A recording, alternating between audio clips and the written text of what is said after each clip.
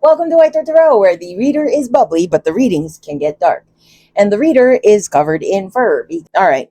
Well, I'm doing the October 2nd half readings for all zodiac signs, and currently we are on Cancer.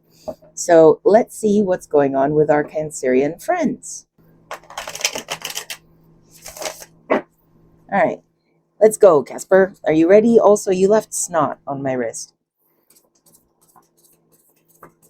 His little face.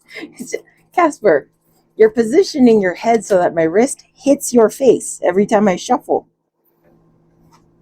Okay, so we got the Eight of Wands.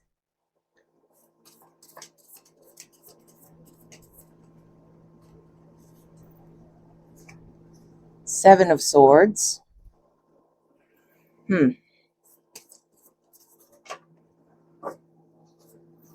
Five of Pentacles. Nine of Wands. The Fool.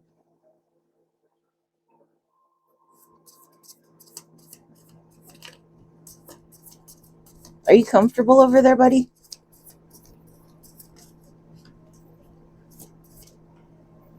Three of Swords. Okay.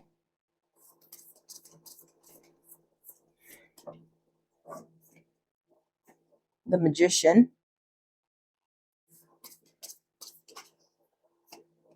Seven of Pentacles.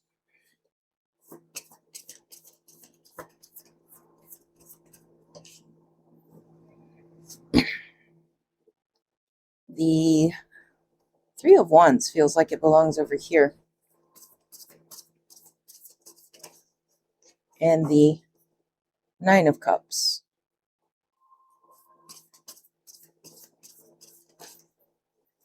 High Priestess.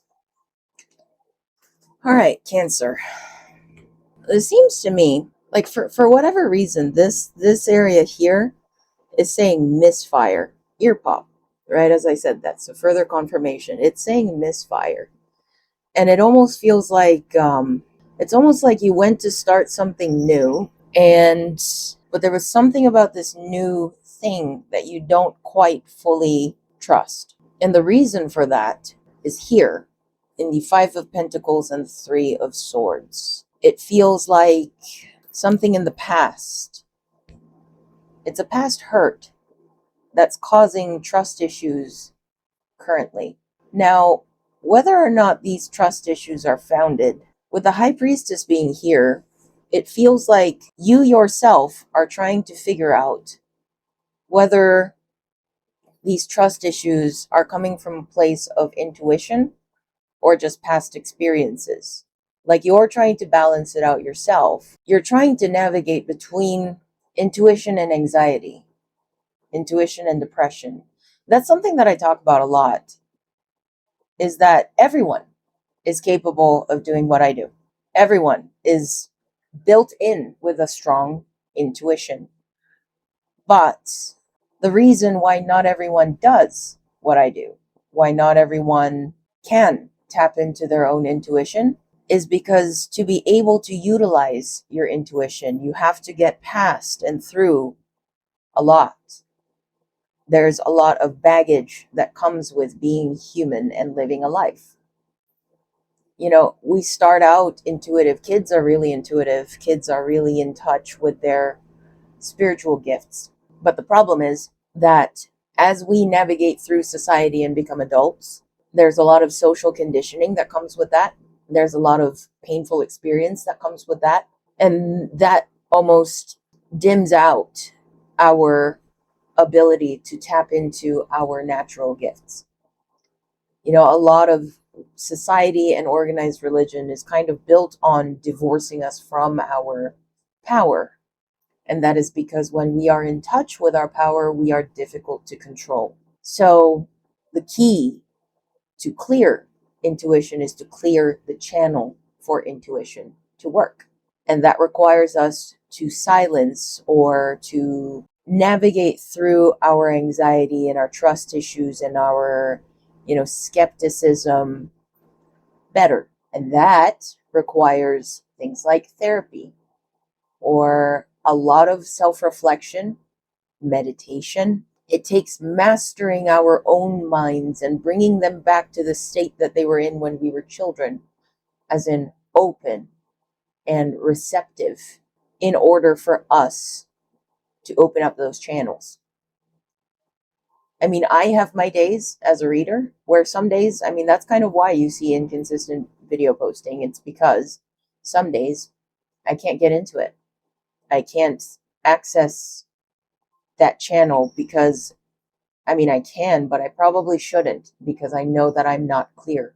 So I have to take a day or two to get myself straight before I attempt things like this. And so being a pro at this requires me to always take care of my mental health, my spirit. It's no different from being an athlete, except it's just on a mental, emotional level. But for an athlete, their body has to be at peak performance always. But sometimes that requires rest, resting the muscles. And so anyway, basically this seems like that's what you're doing.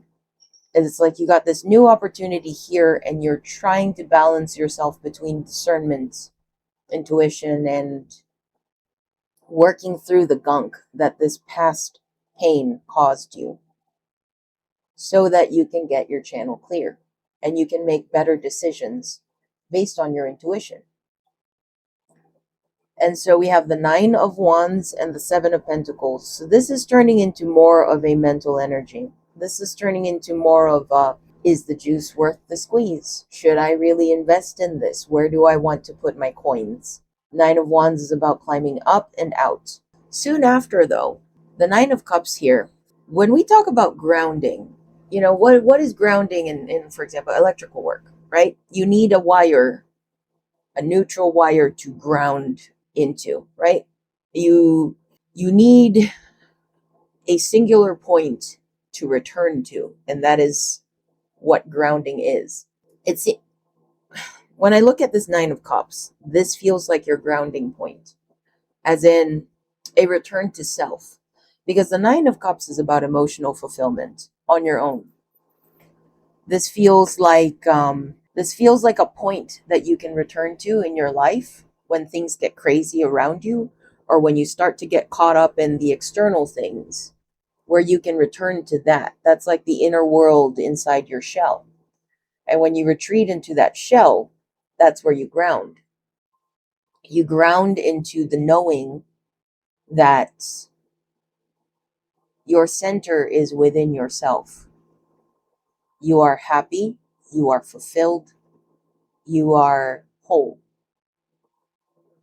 And so anything else that happens externally to you, it isn't your entire world. Your entire world is within your own skin. And that's a good place to be, because he who masters himself masters the world. So it's this feels like a return to self. Instead of checking with others, is this okay? Is that okay? Should I go this way? Should I go that way? You're returning to yourself and saying, what is it about this external thing that is making me uncomfortable? Is it something in here? Or is it really something out there? This is a really interesting process that you're going through. It's like you're going through the process of clearing the gunk out of your channel so that you can access your intuition better.